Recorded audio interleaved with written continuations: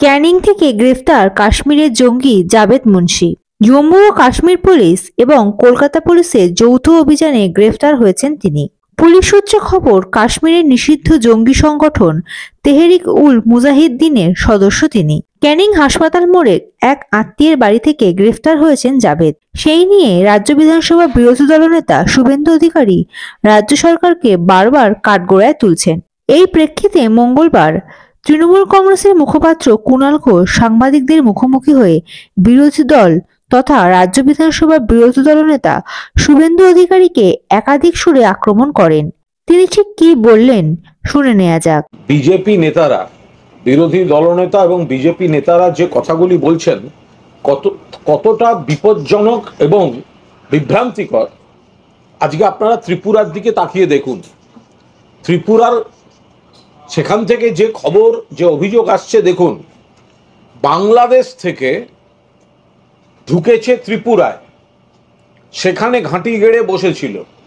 ত্রিপুরা থেকে ট্রেন ধরছে দিল্লি আর কলকাতার জন্য, ঘাঁটি গেড়ে বসেছিল ত্রিপুরায়। ত্রিপুরাটায় কাদের সরকার? আগে ছিল সিপিএম এর সরকার, এখন বিজেপির সরকার।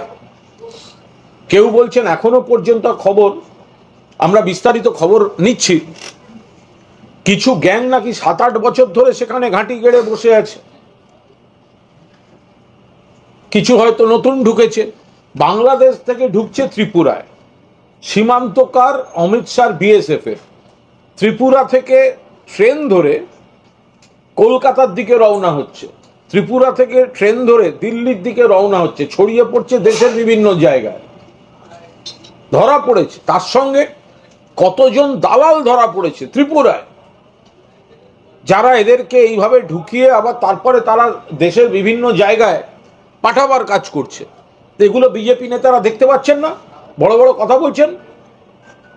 যদি বাংলাদেশ থেকে বহিরাগত অবৈধ কেউ, রোহিঙ্গা অবৈধ যারা ঢোকার বিষয়, আপনাদের কেন্দ্রীয় সরকারের বিএসএফ, সীমান্ত পাহারা দেওয়ার দায়িত্ব কেন্দ্রীয় সরকারের, তা আপনারা দিচ্ছেন না কেন? কেন দেননি? বাংলাকে তো পরে বলবেন, ত্রিপুরার কৈফিয়ত দিন। বিরোধী দলনেতা ত্রিপুরার কৈফিয়ত দিন। বাংলাদেশ থেকে ত্রিপুরা সীমান্ত দিয়ে ত্রিপুরায় ঢুকেছে, ত্রিপুরায় ঘাঁটি গেড়ে বসেছিল এবং ত্রিপুরা থেকে ট্রেনে উঠে কলকাতা বা দিল্লির দিকে যাওয়ার চেষ্টা করছে। এবার যখন দিল্লি বা কলকাতা বা কোনো জায়গা থেকে, কলকাতা থেকে যদি কোনো একটা উদ্ধার হয়, ধরা পড়ে, গ্রেফতার হয়, তখন বলবে কলকাতা থেকে গ্রেফতার হয়েছে, ঢুকেছে ত্রিপুরায়, ঘাঁটি গেড়েছে ত্রিপুরায়। সেই খবর আসছে, আমরা বিস্তারিত নিচ্ছি। সিপিএম জমানায় একের পর এক ঘটনা ঘটেছে। মার্কিন তথ্য কেন্দ্রে হামলা হয়েছে, বউবাজার ব্লাস্ট হয়েছে, আরডিএক্স শতাহত, বাংলার শতাধিক হতাহত, বাংলার বৃহত্তম বিস্ফোরণ। বরানগর থেকে আরডিএক্স বোঝাই ট্রাক ধরা পড়েছে, আসামের জঙ্গিদের কাছে যাচ্ছিল। ভুলে গেলেন আপনারা সব? ভারতবর্ষের বিভিন্ন রাজ্যে গতিবিধি, বিস্ফোরণ, হামলা, পুলওয়ামা, সংসদের স্টেটমেন্ট, 14টা স্টেটে এই মুভমেন্ট। আর বাংলাকে ঘিরে আপনারা কুৎসা করছেন। আগে ত্রিপুরার কৈফিয়তটা আগে দিন। যে রোহিঙ্গা বলুন বা এই সংক্রান্ত লোকজন অবৈধ, তারা কি করে বিজেপির কেন্দ্রীয় সরকারের বিএসএফকে থাকা সত্ত্বেও তাদের টোপকে বিজেপি শাসিত রাজ্য ত্রিপুরায় গেল, সেখান থেকে ট্রেনে উঠে তারা দিল্লি বা কলকাতায় যেতে চাইছে, আর সেখানে ধরা পড়ছে। কতজন ভেতরে ঢুকে গেছে তাও আমরা জানি না। সেগুলো এবার পুলিশ কঠিন কাজ করছে। ফলে বিরোধী দলনেতার এই ধরনের দায়িত্বজ্ঞানহীন মন্তব্য করা কোনো অবস্থাতেই উচিত না।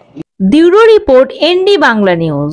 সবার আগে সব খবর, সঠিক খবর পেতে ফেসবুক পেজটি ফলো করে এবং ইউটিউব চ্যানেলটি সাবস্ক্রাইব করে রাখুন আর শেয়ার করতে ভুলবেন না।